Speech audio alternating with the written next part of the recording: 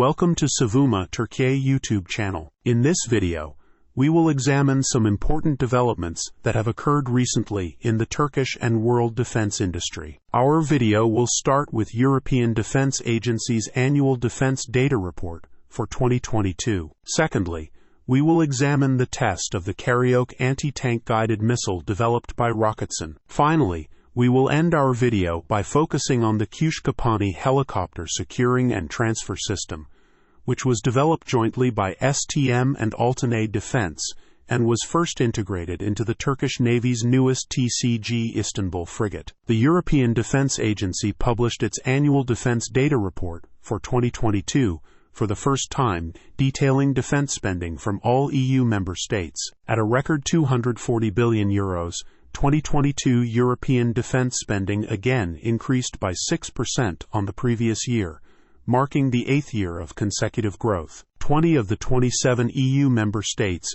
increased defense expenditure, with 6 increasing spending by over 10%. Sweden, Luxembourg, Lithuania, Spain, Belgium, and Greece recorded the highest increases in overall expenditure among the EU 27. High Representative and head of the European Defense Agency Josep Borrell said, "Our armed forces must be ready for a much more demanding era. Adjusting to these new realities first and foremost means investing more on defense." A record €240 billion underpins the commitment of member states to bolster European defense. However, we have key capability gaps and continue to lag behind other global players in spending. This is why it's not just about spending more in defense, but also about spending better and together. We must find extra value in our ability to cooperate and seize the opportunities to strengthen our armed forces through common planning, shared projects, and joint procurements. The allocation of €58 billion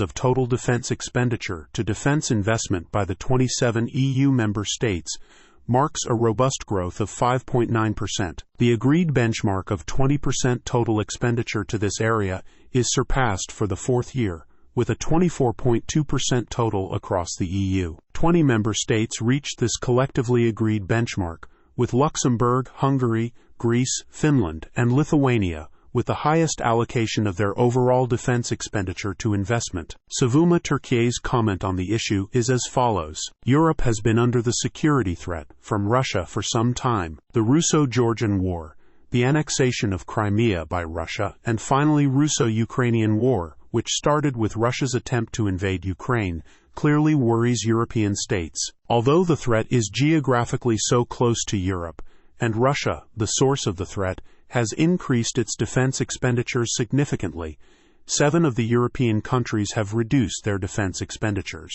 The fact that 5 of these 7 countries are Central and Eastern European countries, relatively close to Ukraine, raises serious questions about the common EU defense. In addition to all these, although European defense expenditures have increased in total, it is evaluated that the decrease in the resources allocated to research is mainly for the purpose of replacing the ammunition that Europe sent to Ukraine. That is, the expenditures in recent years are aimed at maintaining the current capacity level rather than gaining new capacity. As a result, it is thought that Europe's 2022 Defense Data Report confirms Borrell's opinion that the EU continues to lag behind global players. Roketsan posted images of the test of the Karaok anti-tank guided missile system on its social media accounts. In the post, our Karaok short-range anti-tank guided missile, which will strengthen the power of our armed forces, once again proved its power and technological success in the field by hitting its target accurately with successful test firings. Expressions were used. New tests have been carried out in the Karaok project, which has been progressing silently for a long time. During the tests, Karaok, it managed to hit targets at distances of 500, 1,000, and 1,500 meters. Old M47 main battle tanks were also used as targets in the tests. Karaok managed to hit targets in both direct and top attack hit modes. Savunma Türkiye's comment on the issue is as follows. Roketsan currently continues serial production of AMTUZ and AMTUZ ATGMs. The medium-range AMTUZ missile can reach a range of 4 kilometers, and the long-range AMTUZ missile can reach a range of 8 kilometers. Roketsan further developed the AMTUZ missile and reached a range of 16 kilometers. It continues its efforts to increase the range to 50 kilometers and above. The Karaok missile, with its 2.5 kilometers range, does not aim for a longer range, but on the contrary, it aims for a shorter range that is not covered yet by a new generation ATGMs, that is, a range below the range of the AMTAS missile. Additionally, both AMTAS and UMTAS missiles are not shoulder-launched missiles. Therefore, they must be mounted on a base or on a vehicle. Vehicle mounting are generally preferred with long-range ATGMs. However, at short range, that is, when the threat is closer, tactically shoulder-launched missiles are preferred. The Karaok missile, an ATGM that can be launched by a single infantryman, provides great flexibility to ground troops, especially in urban warfare. Additionally, the Karaok is a top attack capable missile. With its top attack mode, the missile can target the weakest armor of tanks and armored vehicles, that is, the upper part of the vehicle. When top attack mode is on, the missile is expected to climb first, and then the missile will turn downwards, find its target, and destroy it from the appropriate location above. From an engineering perspective, it is considered that top attack is easier at long range and more difficult at short range. As a result, it is thought that Roketsan has made a significant breakthrough with the development of the Karaok missile, and for the countries that will add the Karaok missile to their inventory, will have a serious high-tech anti-tank capability.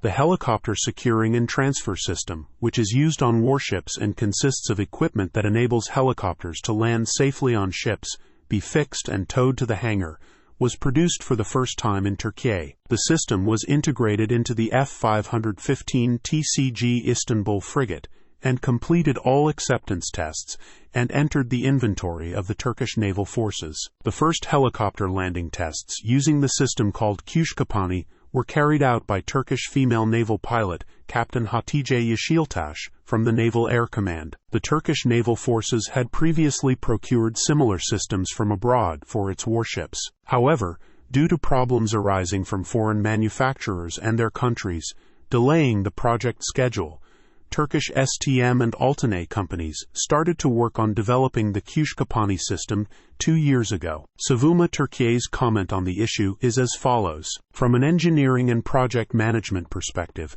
developing and producing a system like new Kuşkapanı is not a huge breakthrough for the Turkish defense industry. It is expected that the defense industry, which can produce high-tech and complex systems such as tanks, aircraft, frigates, AESA radars, and electronic warfare systems, can also produce such a system. Since Kuşkapanı-like systems have been easily supplied from abroad to date, there has been no need for separate project development in the country. However, designing and producing projects for this type of products domestically has become more popular due to successive and related reasons such as the global production crisis during the COVID-19 pandemic, the Russo-Ukrainian War, some countries considered to be allies putting political reservations on defense exports, and the economic situation. It is thought that when there are interruptions in products supplied from abroad, there may be short-term disruptions in Turkish defense industry projects, but the defense industry will benefit from this situation in the medium and long term